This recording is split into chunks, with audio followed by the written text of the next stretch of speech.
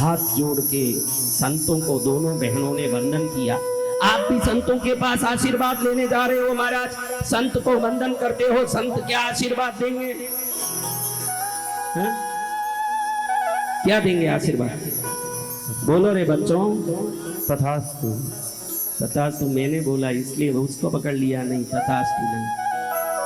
फलो फूलो, हाँ क्या बोलेंगे? फलो फूलो। बहनों हो तो सौभाग्यवती भव, भाग्यवती भव। तो दोनों ने वंदन किया। तो रुक्मणी को महाराज ने फलो फूलो, खूब संतान हो, खूब सुख हो, अनेकों संतान की मां बनो। तुरंत उसके शरीर में बिजली दौड़ गई जब महाराज ने कहा कि अनेकों संतानों की मां बनो। जोर जोर से सिर पचाड़ के रोने लगी। महाराज आश्चर्य में पड़ गए कि हमारा आशीर्वाद पाके दुनिया गदगद हो जाता है और ये पचाड़ पचाड़ के रोना क्यों रो रही है? उसका रोना बंद नहीं हुआ, उसका विलाप बंद नहीं हुआ। घबरा रही है, आंखों में पानी आ रही है, शरीर धूज रहा है, रोम रोम खड़ा हो रहा है। महाराज कह रहे हैं कि बेटी क्या हुआ?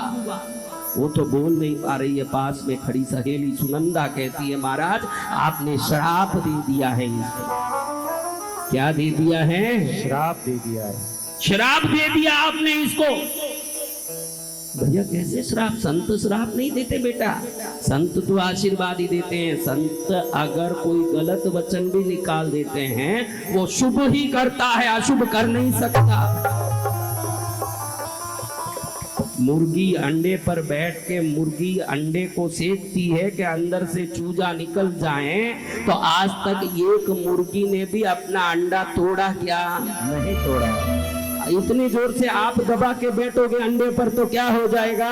टूट जाएगा। और एक मुर्गी भी आज तक अंडे को तोड़ी नहीं, उसमें से चूजा ही निकाली। तो संत दबा कर भी आपको बैठेंगे तो आपसे आशीर्वाद का चूजा ही निकलेगा, कोई टूटने वाला नहीं। अरे रामा, सुनंदा कहती है महाराज इसका पति अचानक इसको छोड़ के 12 वर्ष पहले काशी गया। कहाँ गया? श्रीपाद स्वामी से दीक्षा ले लिया है उसने, हमने सुना। वो जमाने की बात कह रहा हूं जब गाड़ी घोड़ा, mail, email, Google, WhatsApp, phone कुछ नहीं था। जब समाचारें कान में आती थी न कान से जाती थी। अब आप बताइए महाराज, आपने इसको कहा कई संतानों की मां बनो। जिसका पति सन्यासी हो गया हो और उसकी पत्नी पतिव्रता हो, उसको आपने बोला हो कि अनेकों संतानों की मां बनो, तो ये श्राप है कि आशीर्वाद महाराज? हाँ? साधु महाराज को धक कर गया। साधु महाराज कहते हैं कि बेटा काशी में कहा किसके पास उसने दीक्षा ली? क्योंकि ये भी साधु है। काशी में श्रीपाद जी महाराज से दीक्षा ली है, हमने सुना है। 12 वर्ष हो गया वो आए नहीं, ये अकेली यहाँ पर बिन पति की पड़ी है, बड़ी दुखी हो रही है। महाराज ने कहा चिंता मत कर, मेरा वचन खाली नहीं जाएगा, मैं साधु हूँ, संत वचन खाली नहीं जाएगा। इसका पति वापस आएगा, इसको अपनाएगा, उसके संतान भी होंगे, ये मेरा वचन है।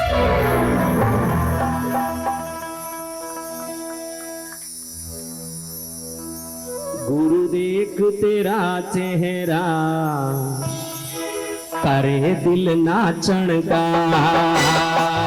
गुरु देख तेरा चेहरा करे दिल नाचण का, करे दिल नाचण का, करे दिल नाचण का, करे दिल नाचण का, करे दिल नाचण का। गुरु देख तेरा चेहरा करे दिल नाचण का, तेरा चेहरा करे दिल नाचण का। संत महाराज से आशीर्वाद लेके दोनों बहन अपनी घर गई। ये जो सुन रहे थे ना संत, ये और कोई नहीं जिनके बारे में ये दोनों बहनों ने कहा, जो श्रीपाद स्वामी काशी के, वो खुद ही थे जो सुन रहे। जय हो गुरुदेव। तुरंत वो काशी के लिए रवाना हुए। कहाँ के लिए? काशी के लिए। वो काशी के थे, तीर्थाटन के लिए निकले थे, इंद्रायणी नदी में वहां आसपास के तीर्थों का दर्शन करके जाने निकले थे। बहन भी देखो जब शुभ समय आया तो उनके पास ही गई ना, उनके मुख से ही आशीर्वाद निकला ना, उन्हीं के चरण में शिकायत की। आपका पुण्य प्रबल होगा तो आप बराबर कृष्णगिरी पहुंच जाओगे, उसके लिए कुछ कहना नहीं पड़ेगा। उसके लिए पुण्य प्रबल होना चाहिए। जब पुण्य प्रबल होगा आप उस स्थान पर पहुंचोगे जहीं से वो कांटा निकलना है। जय हो। हर किस्मत वाले ही कृष्णगिरी आते हैं, वो किस्मत वाले हैं कृष्णगिरी आते हैं। अभी देखिए स्वामी जी गए काशी। काशी जाके अपने शिष्यों को उन्होंने नाम दिया था। शिष्यों का अलग दीक्षा नाम होता है ना। जी भगवान। अचानक स्वामी जी ने शिष्य का नाम नहीं पुकारते हुए एक को उसके संसारिक नाम से पुकारा, जिसको वो जानते तक नहीं थे संसारिक नाम। जो नाम रखा वही नाम पुकारते थे। अचानक उन्होंने पुकारा, विठल पंत, ए विठल पंत। तुरंत वो मुड़ के देखा तो इन्होंने पकड़ लिया कि यही हैं। बुलाया, विठल पंत शादीशुदा हो, झूठ बोल के तुमने दीक्षा ली, संत को धोखा दिया। हम यहाँ शादीशुदा परिवार वालों को दीक्षा नहीं देते हैं। अगर देना हो तो उनके परिवार की अनुमति जरूरत पड़ती है। परिवार जब अनुमति देती है तब सन्यास बनता है। तू बिन बोले कुंवारा है, ऐसे झूठ बोल के तूने मेरे पास दीक्षा ली, ये महापाप है। तेरी पत्नी अपने गांव में विलाप कर रही है, वो रो रही है तुझे छोड़ के। किसी भी आत्मा को दुख देने वाला संत नहीं बन सकता। संत वो है जो इस जन्म में यथाशक्ति लोगों के भले की कामना करता है।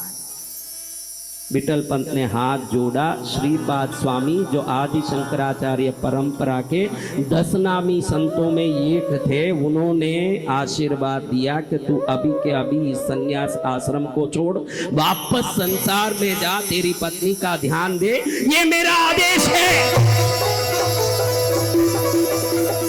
आप लोग कैसे हो गए हो? आप लोग कैसे हो गए हो? मेरे पास एक आदमी आता है, कहता है महाराज नमकीन का दुकान रखना है, आशीर्वाद दीजिए। हाँ, मैं कहता हूं तेरा नमकीन का धंधा चलेगा नहीं, क्योंकि नमक चंद्र का और तेरा चंद्र नीच है। जब तेरा चंद्र नीच का है वो तू नमकीन बेचने जाएगा तो पड़े पड़े छिट्टा पड़ता जाएगा, बिकेगा नहीं। मत कर। तो वो बोलेगा महाराज सब पूरा दुकान का फर्नीचर हो चुका है, पूरा तैयारी हो चुका है, भैरूनाथ नमकीन नाम भी लगा दिया है, मुहूर्त भी निकाल दिया है, अब आप आशीर्वाद दो कि अच्छे से चले। अरे मूर्ख, मैंने कह दिया वो नहीं चलेगा। नहीं महाराज आप बोलो ना, चलेगा चलेगा। यानी आज आप लोगों को अपनी मर्जी गुरु के मुख से निकलवानी है, गुरु की मर्जी सुननी नहीं है। ये जमाना जो अपनी मर्जी है वो कैसे भी गुरु के मुख से निकाल दो, जो अपनी मर्जी है वो गुरु अपने मुख से निकाल दे। नहीं महाराज आप बोल दो ना, हो गया सब तैयार हो गया, हम क्या करें। हाँ, अपनी मर्जी गुरु से मुख से निकालवाना है कि गुरु के आदेश का पालन करना है? गुरु के आदेश का पालन अब करना। आप यहाँ हाथ लगा के बताओ कि आप लोग गुरु के आदेश का पालन करने वाले हो कि अपनी अनुकूलता गुरु से पाने के चक्कर में हो? आप ही बताओ। हाँ, गुरु आदेश मुझे नहीं दिखता भाई, गुरु का आदेश पालन मुझे नहीं दिखता। जिन जिन को गुरु आदेश पालन करना है 1 वर्ष यहीं रह के सेवा करो। हाँ, सत्य वचन। 1 वर्ष यहीं रह के सेवा करो। नहीं महाराज आशीर्वाद दे दिए, थोड़ा काम छोड़ के आ गया है, थोड़ा मेरे को थोड़ा काम, ज्यादा कुछ नहीं। फिर आदेश का कोई इज्जत ही नहीं है। ध्यान रखो, आदेश वो है जिसको बोलने के बाद करना ही पड़ता है, सूली चढ़ना पड़े कि आग में चलना पड़े। जो बोला वो किया, वही आदेश है। जय गुरुदेव, सत्य वचन। विठल पंत हाथ जोड़ के खड़े थे। उनकी दीक्षा नाम था चैतन्य आश्रम। क्या नाम था? चैतन्य आश्रम। और गुरु ने कह दिया बड़े कड़क शब्दों में कि निकल यहाँ से, संसार में जा, तेरी पत्नी तड़प रही है। निकल गए। वापस वो चोला पहन लिया जो पुराना था। ध्यान रखना, पुलिस का वस्त्र आप पुलिस ट्रेनिंग लेने मात्र से मिल जाएगा, डॉक्टर का वस्त्र आप एमबीबीएस पढ़ने मात्र से मिल जाएगा, अगर आपका कद और काठ बराबर है तो आर्मी में भी जगह मिल जाएगा। संत बनना हो तो 1000 जन्म का पुण्य चाहिए, वरना नहीं मिलेगा। 1000 जन्मों का पुण्य मिलने के बाद एक व्यक्ति संत बन सकता है, बाकी सब बनने के लिए घूस दे के भी लोग एग्जाम में पास हो जाते हैं। दिल्ली के कुछ यूनिवर्सिटियों में 100 के 100 छात्र पास हो रहे हैं। कैसे पास हो रहे हैं? ये भी मुसलमानी एजेंडा है, ध्यान रखना। ये मुसलमानी एजेंडा है जो मुसलमान छात्रों को ग्रेजुएट बनाने के लिए अलग जिहाद चल रहा है। कितने तरह के जिहाद, ऋषिकेश में देखो तो पंडित जिहाद चल रहा है। आधे पंडित मुसलमान है, जुट्टू लगा के आपको ठगा रहे हैं। समझ रहे हो? इस बीच में जीना है तो गुरु की आज्ञा का पालन करना पड़ेगा।